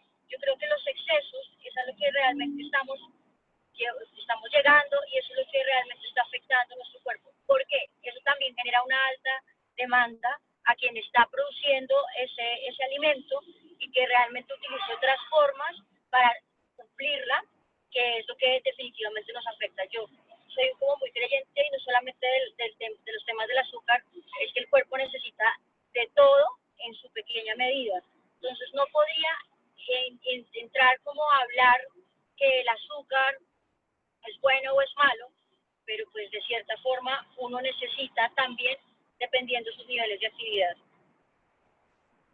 Yo iba a decir algo sobre el azúcar y estoy de acuerdo con Jennifer, pero pensaría que dentro de todas la panela tal vez sería como la mejor. Muchas veces dicen que el azúcar blanca tiene algún tipo de, no sé si cómo la blanquean, digamos, con algún elemento externo la vuelven blanca. El azúcar morena, digamos, está como un poquito más cerca de la panela, y la panela rallada siento que es como una tendencia a la que están volviendo en el mundo, donde la están utilizando más ya cuando quieren que los productos sean un poquito más naturales. Lo otro, habías preguntado el azúcar, ¿y qué era la otra? Las grasas más Las saludables. grasas, también lo que estamos hablando antes, hay margarinas y hay mantequillas, y se creó como la falsa creencia, digamos, de que la margarina es más saludable, pues porque es 100% vegetal. En realidad, otra vez está volviendo la tendencia, digamos, tengo una hija que vivía en Los Ángeles, que allá es todo, se volvió como medio hippie la tendencia a lo natural, y llega un momento que la gente está hasta consumiendo productos sin pasteurizar, tanto que inclusive empezaron a tomar leche cruda, lo cual no sé qué tan recomendable es, porque se está volviendo como a los productos de origen, digamos, locales, a donde uno vive, y entre menos intervención tal vez de industrial, digamos, está yendo hacia ahí el gusto de la gente. La mantequilla, por ejemplo, pues es un producto lácteo. Obviamente hay mucha gente intolerante a la lactosa, y hay gente que es vegana y no quiere consumir productos animales, y pues muy respetable, pero entonces ahí pues ya no, ya queda eliminada la mantequilla de sus dietas, y pues se van hacia la margarina o los aceites. Pero pues la margarina saludable no es, y pues dura mucho en una alacena, digamos, no requiere refrigeración, tiene muchas ventajas, pero la margarina pues saludable no es. Para eso ya digamos, creo que la gente está volviendo a usar mantequilla de leche de vaca, con sus grasas y con todas sus propiedades, y con ese sabor que es delicioso, y difícil de reemplazar, digamos.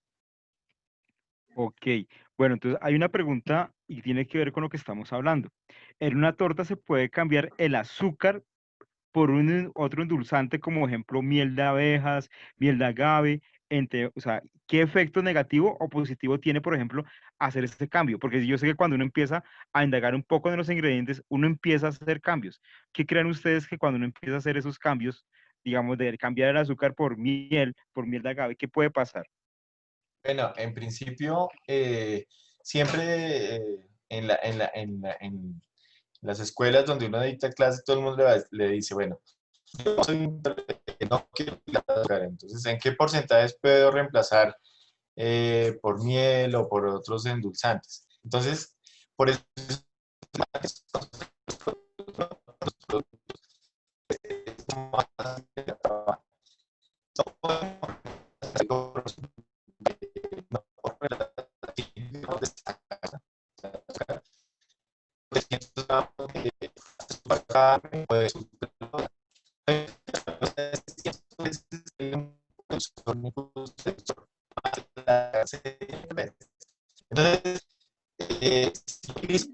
un gramo de Franklin, se azúcar. te oye un poquito entrecortado.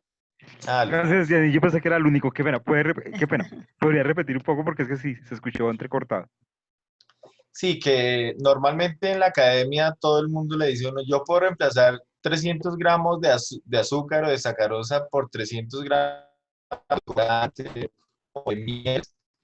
Entonces, no, porque por eso hay que conocer qué productos, a qué nivel y qué nivel de uso tienen. Porque las necesitan de dulzor que la misma sacarosa. Entonces yo no puedo utilizar un gramo de sacarosa y reemplazarlo por un de sucrosa. Entonces, por conocer los productos. en este tema. Y no se pueden reemplazar por las mismas proporciones. ¿Qué quiere decir? Que yo no puedo reemplazar 300 gramos de sacarosa por 320, porque digamos que son físicamente y químicamente completamente diferentes. Es También el bueno volumen cambia. El claro, volumen también es diferente y uno necesita tal vez el volumen del azúcar, pues para que sea proporcional al resto de los ingredientes. Entonces no siempre es por peso o por, hay que mirar también el grado de dulce, digamos, que aporta y el volumen también. hay que tener en cuenta algo en los edulcorantes, que sí, el azúcar es, digamos que nociva para especialmente personas que tienen problemas de diabetes, no lo pueden consumir. Tanto así que es el gusto por comer algo dulce, es tan rico que necesitarlo por algo, y hablo por las personas que tienen problemas de diabetes. Entonces, esa sensación de comer algo dulce lo lleva a que es conocer el producto, porque los productos edulcorantes, por ejemplo, en el caso, se desnaturalizan a ciertas temperaturas.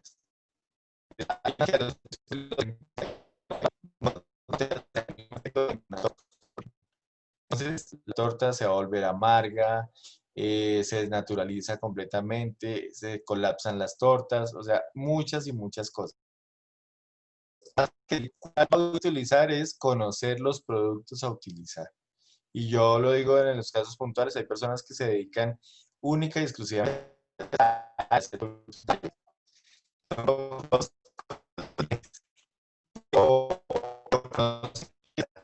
Ya está trabajando, entonces, conocer y no los mismos.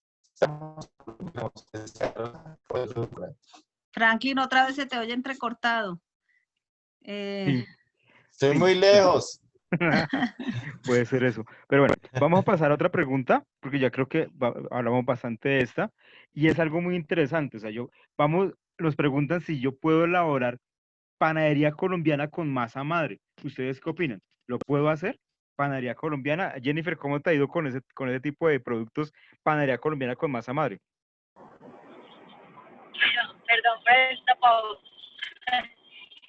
Eh, por ahora he experimentado un poco con el tema de hacer como los ponqués de banano, de plátano, utilizando masa madre. Me fue muy bien, sabe muy rico, además que alcanzan a leudar de tal forma que queda como esponjoso y a la vez suave.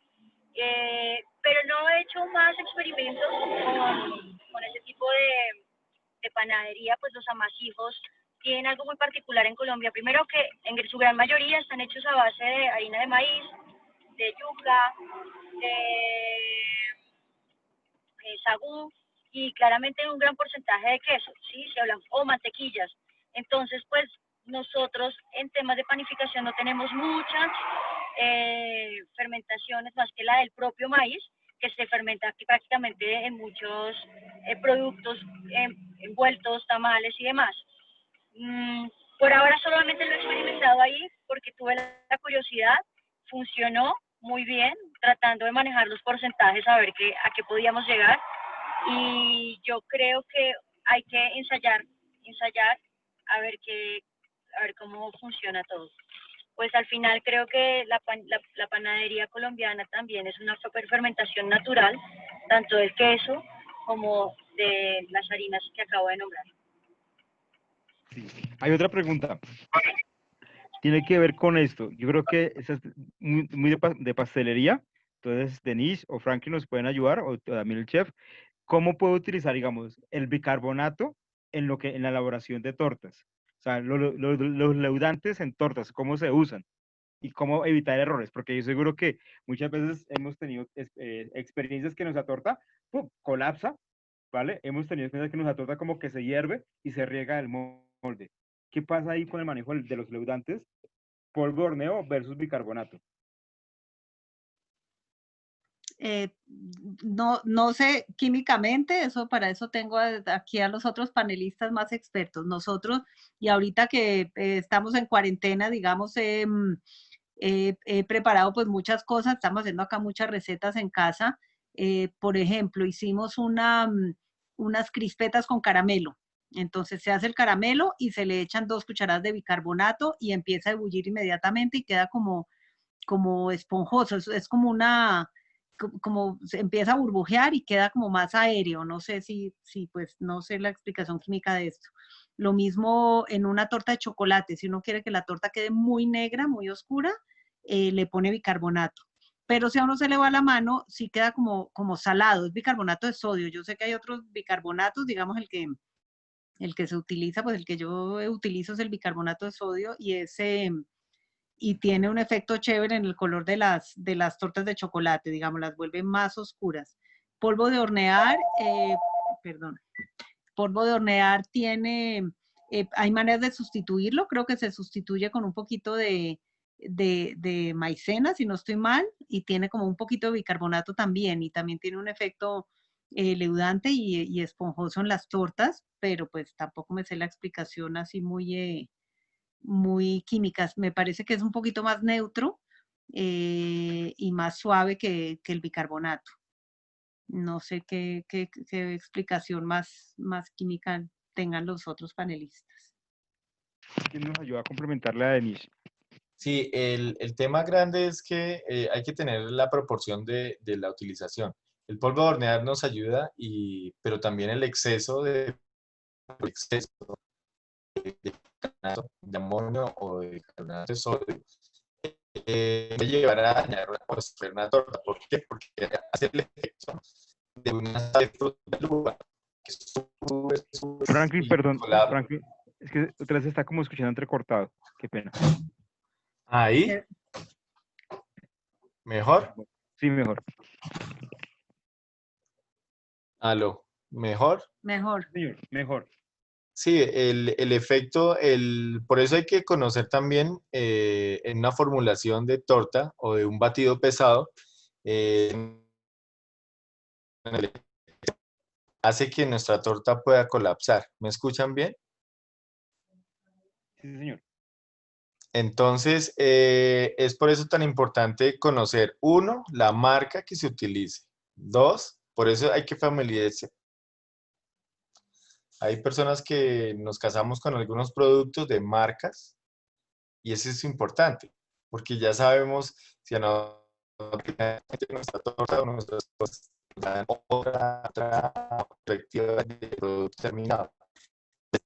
El exceso no funciona. Ya, sí, es que empieza a hablar y se le va un poco. Pero bueno, aquí. ¿Y ahora sí? Sí.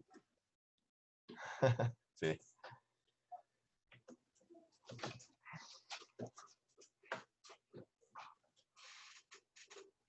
¿Aló? ¿Me escuchan bien? Sí, mejor.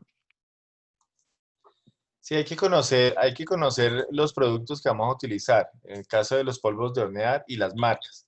Es importante porque el exceso de polvo de hornear o el exceso de alguno del bicarbonato va a hacer que se estropee cualquier producto de pastelería que nosotros hagamos.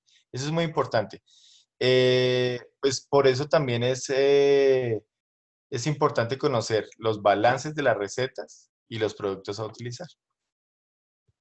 O sea, en ese balance debo tener en cuenta la cantidad de huevos, la altura, cosas así. Claro. O sea, por eso cuando uno balancea una torta o el balance de una receta, tiene que saber, porque muchas veces utilizamos leudantes que son de manera biológica, y en el caso de los huevos, hay tortas que no llevan nada de polvo de hornear, pero tienen huevos, ¿cierto? Entonces, y el caso, por ejemplo, de una María Luisa, las María Luisas que hacen las abuelas no tienen polvos de hornear, solamente huevos. Entonces, es por eso hay que conocer el balance para poder saber a qué porcentaje podemos manejar el polvo de hornear o el bicarbonato. Ok. Y yo creo que con esa esponjosidad hay una pregunta que nos están haciendo. No sé si el chef Edwin me puede ayudar. Digamos, cuando se elabora un batido con mantequilla versus un batido elaborado con margarina, ¿cuáles de los dos es mejor o cuáles son las características de un batido con mantequilla o con margarina? ¿Cómo lo interpreta usted? Bueno, pues la mantequilla siempre, al ser de origen animal, me va a aportar mucho mejor aroma y sabor a la torta después de hornear. Las margarinas, al ser de origen como tal vegetal, tienen un sabor como más graso, mucho más predominante. Pero algo importante acá, generalmente en la parte de grasas, lo que son la parte de margarinas, al ser emulsificadas, generalmente me ayudan a incorporar aire al momento que yo las cremo. Cremar, ¿qué es? Es batir materia grasa con azúcar para incorporar aire, que es cuando yo creo que más de uno hemos tomado la mantequilla, perdón, la margarina, la hemos batido con un batidor manual y después de un tiempo ya ha blanqueado. O sea, ya tiene que comenzar a oxidarse y incorporar aire, ¿cierto? Entonces, en cuanto a la parte pues de retener ese aire, es mucho mejor la margarina porque pues tiene emulsificantes que ayudan como tal a generar como tal esa propiedad de atrapar aire. Pero las mantequillas me van a aportar mucho mejor aroma y mucho mejor sabor a la torta después de hornear. Y el ejemplo creo que el chef lo mencionaba anteriormente, la torta Mara Luisa. Una torta que se hace a 100% de mantequilla, una torta que igual después de cremada, al no tener de pronto emulsificantes las mantequillas, tiende generalmente a tener una menor incorporación como tal de aire y por consiguiente la textura es mucho más compacta, mucho más sólida de la torta, pero pues un mejor sabor después de hornear. En muchos lugares lo que hacen es mezclar una parte de mantequilla o margarina para generar de pronto en la torta pues una textura después del cremado mucho más suave. En cuanto a la parte de galletería, por salud, me gusta trabajar más que todo mantequilla porque pues aporta mucho más sabor de la galleta, por ejemplo, después de hornear. O en una torta también pues le aporta un sabor bien característico. Aunque también en cuanto a la parte de grasas, para una torta, si queremos, o sea, ejemplo, a mí me gusta trabajar grasas, por ejemplo, de origen vegetal, pero por ejemplo líquidas, por ejemplo como el aceite de oliva, que en una torta principalmente, por ejemplo, de zanahoria o chocolate, van a generar de pronto una miga mucho más suave, mucho más esponjosa, ya que generalmente pues igual también sirve como retenedor de humedad y me va a ayudar generalmente a generar una textura mucho más húmeda después del horneo. Entonces, por salud, pues me gustaría siempre trabajar aceite de oliva. Pero de pronto por la parte, pues a nivel industrial, por costo, muchas veces trabajan con margarina, que es más económica, pero también por sabor es mucho mejor trabajar mantequilla porque es más aromática después de hornear. Ok, digamos, en ese aspecto cuando trabajo margarina y mantequilla, no sé, debo tener en cuenta la temperatura y también los tiempos de batido. Pues lo importante es que generalmente la mayoría de mantequillas o margarinas son plásticas, tienen un punto de fusión en el cual a una temperatura aproximadamente de 28 grados tiene ya como tal a fundirse. Entonces yo creo que lo ideal es tener una buena mantequilla para hacer un buen cremado que sea aproximadamente entre los 20 a los 24 grados centígrados, o sea que automáticamente sea tipo pomada para poderla cremar. En muchos lugares que trabajan la mantequilla, en pastelerías, generalmente lo que hacen es darle un choque térmico, pero muy corto, a la mantequilla o margarina para poderla suavizar y poderla blanquear. Alguien, por ejemplo, preguntaba ahí sobre las vitinas, pero es que una vitina es un tipo de margarina con unas propiedades de plasticidad para hacer hojaldre, o sea, el punto de fusión es mucho más elevado. En cambio, por ejemplo, una margarina pues tiene una textura mucho más untuosa, mucho más suave y crema mucho más rápido, por ejemplo, para hacer una torta o una galleta. Entonces, en cuanto a temperaturas, pues lo ideal será que esté entre los 20 y 24 grados centígrados, casi tipo al dente para luego poder cremar. En caso que sea un poco más sólida, por ejemplo, 15 grados, 18 grados centígrados, que ya está pues más sólida la mantequilla, algunos le agregan un poco de calor para luego poderla cremar y generar como esa suavidad en la de su horneo. Bueno, yo creo que todos los temas han estado muy interesantes. No nos alcanzaría realmente el tiempo ya para seguir hablando de los ingredientes, pero no podemos irnos sin hablar. Y primero, voy a recordarles, recuerden, dentro de 8 días vamos a hacer pruebas físicas y hacer la ciencia, como estamos hablando, de algunas preparaciones. Entonces, no olviden, dentro de 8 días nos van a poder ver nuevamente, pero tenemos que hablar porque tenemos emprendimientos acá. Entonces, me gustaría que Denise, de esa gran trayectoria, que es digamos, un establecimiento, una historia que está también ligada a Bogotá, cuéntanos cómo hace, digamos, ese empezar, porque hoy en día muchos casi que tenemos que volver a comenzar. Entonces, cuéntanos cómo fue ese uso de la maquinaria, de los ingredientes. Algo muy bonito que tienes es que o sea, manejan unas recetas de una forma de transmisión casi que voz a voz, de mamá a hija, así. Entonces, cuéntanos un poco de ese emprendimiento, luego nos lo va a contar Jennifer y luego nos va a contar Franklin. Listo. Bueno, al principio dice que es una historia larga, pues sí es, pero la voy a resumir. El negocio de Miriam Cami empezó como un hobby en la casa, es más o menos hace un poquito más de 40 años.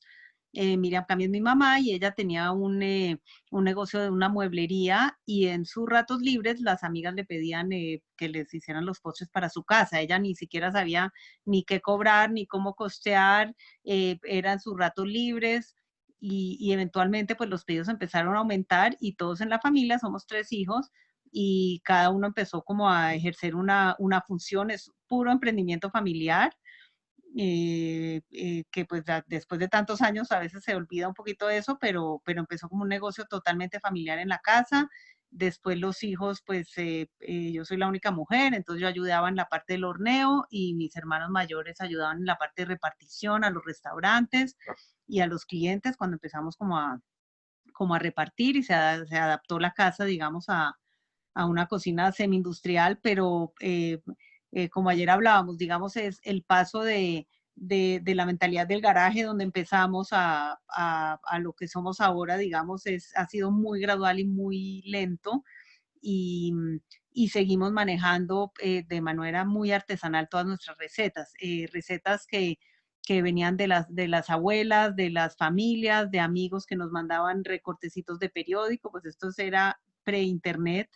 Entonces eran todas recetas que nos llegaban en revistas y traducíamos y ensayábamos y las que gustaban pues se dejaban digamos, en el listado de productos y las que no tenían éxito pues se guardaban, todo todavía inclusive lo tenemos en folders, manuscritos con la letra original.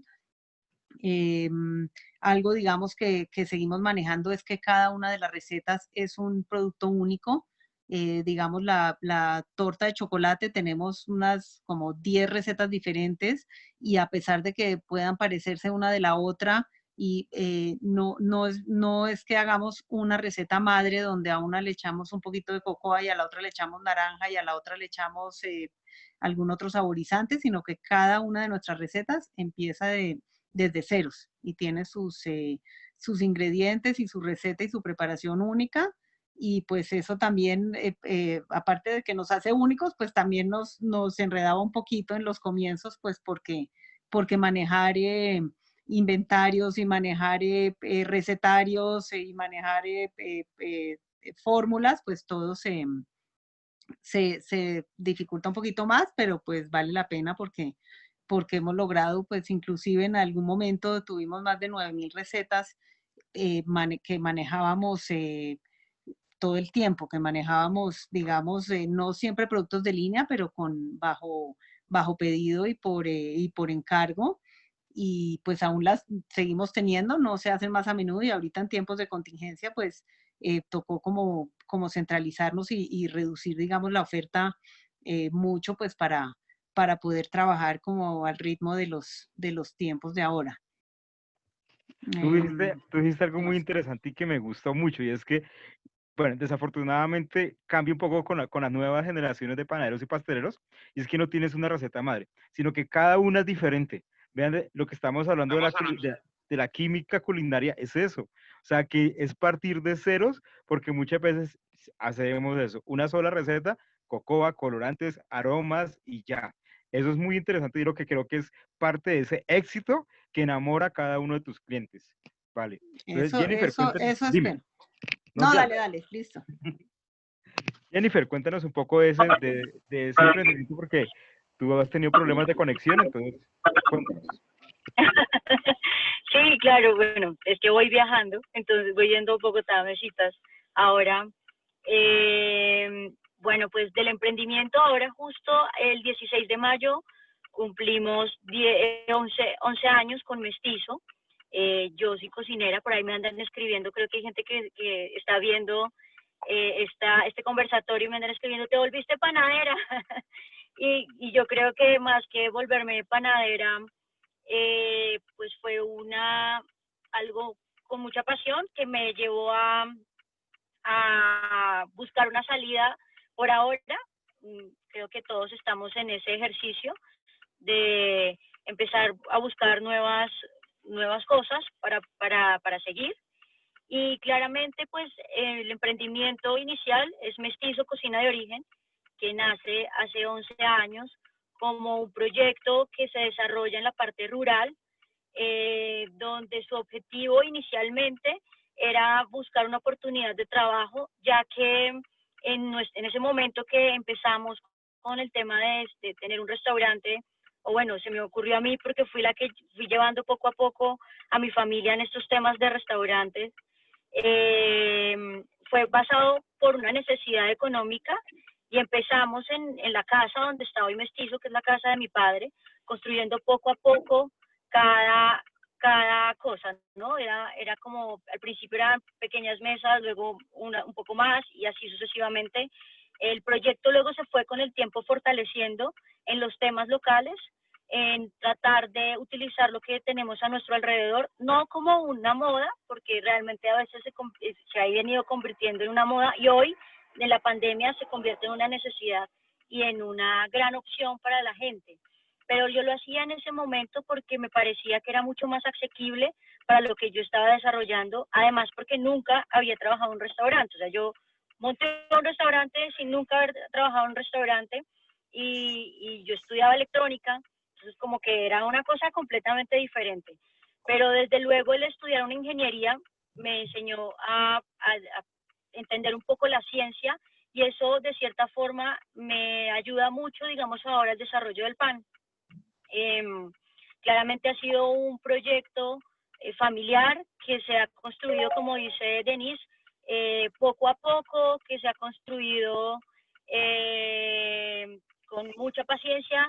Generar emprendimientos en nuestro país no es una tarea fácil, y más cuando uno hace un emprendimiento tan osado que se desarrolla dentro de un pueblo con una población tan pequeña, y que el ejercicio es lograr atraer a esta gente o a este público a vivir toda una experiencia para llegar a Mestizo Cocina de Origen.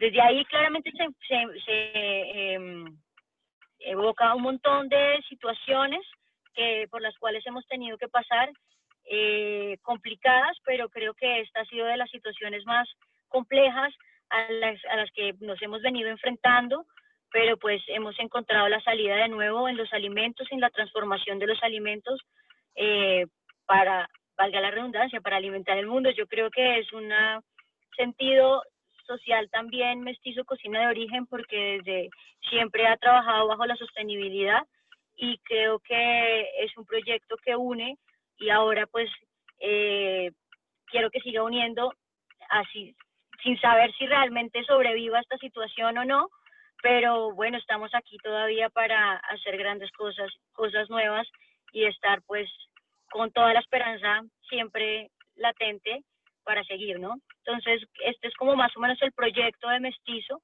Es un proyecto que engloba un montón de cosas del territorio, de la región del Tequendama, y que en su momento se fortaleció muchísimo porque la gente empezó a creer un poco más en su región y en sus productos, y empezó a sembrar más y empezó a desarrollar nuevos productos también. Así que yo creo que eso es algo que me satisface y satisface a muchos.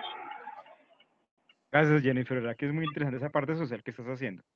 Chef Franklin, cuéntenos entonces, porque ¿Me Denise, escuchan? pues bien, crecieron empírico, Jennifer hizo un cambio en cómo decir, en su profesión, pero mientras que el Chef Franklin es una persona preparada. ¿Cómo ha sido ese proceso de emprendimiento y cómo va ahora, cómo lo está enfrentando, y como para enviarnos un mensaje de esperanza para todos los que estamos conectados y para todos los que van a ver el video de aquí en adelante?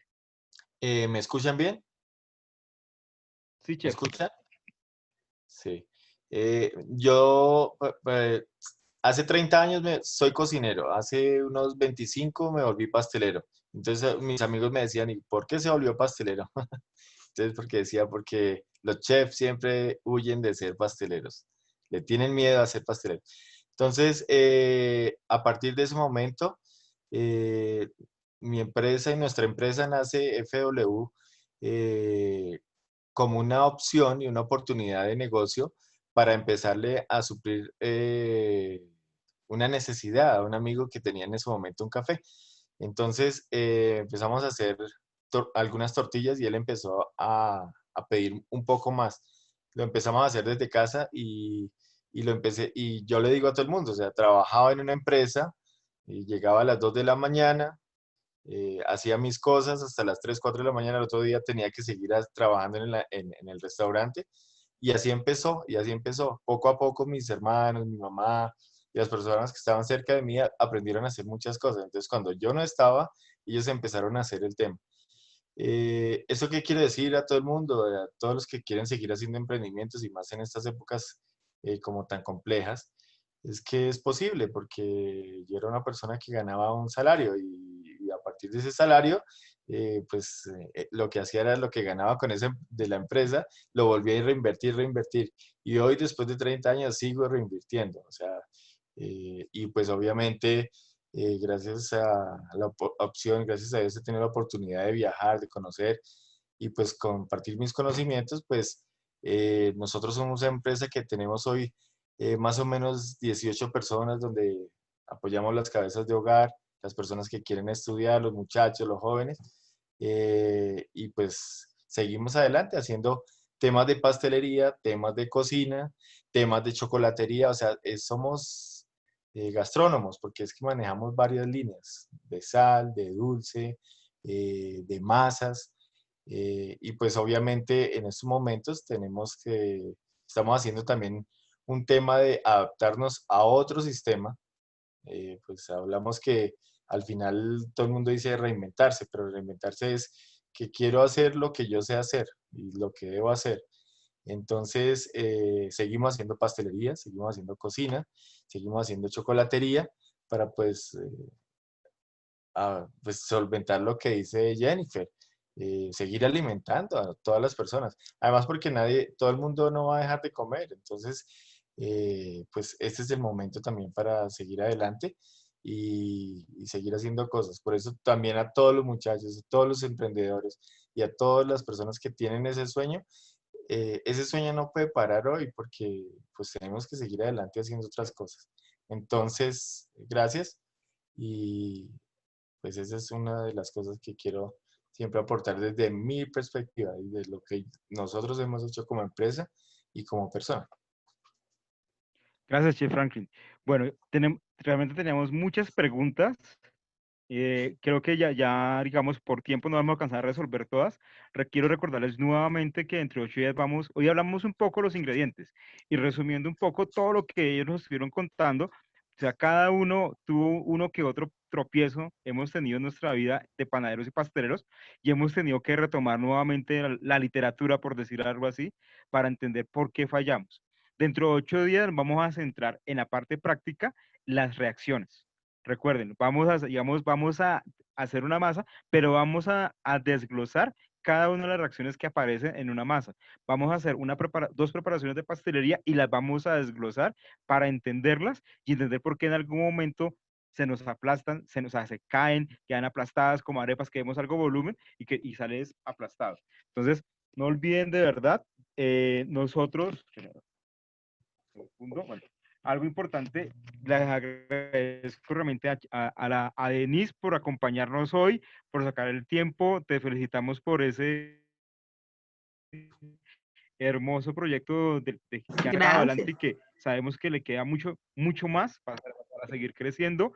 También le agradecemos a Jennifer, todavía está, cayó, así como que no está. Bueno, a Jennifer, que nos escuche después. Gracias de verdad por acompañarnos esta tarde. Bueno, sí estás ahí. Gracias a ustedes. También mucho éxito, lo has hecho muy bien, mucha gente ha hablado de ti, todos los premios que te has ganado es precisamente por ese conocimiento de ingredientes y esa labor social que estás manteniendo. Al chef Franklin también es un gran guerrero, lleva muchos años, ha formado, me ha enseñado también a mí, al chef Edwin que también nos ha enseñado. Ha sido muy interesante realmente compartir también con el chef Franklin hoy, aquí, hombro a hombro, ha sido muy interesante, de verdad, chef. Al chef Edwin Castiblanco, amigo mío desde cuando empezamos a estudiar panadería, pastelería, poder sentarnos acá y compartir acerca de esos ingredientes, porque creo que eso es lo que nos ha permitido como transmitir el conocimiento, que nos hemos preocupado por ir un poco más allá, no solamente enseñar a hacer, sino enseñar cómo funciona. Sentarnos en una clase y decir, bueno, esos son los ingredientes, pero preguntémonos cómo funcionan.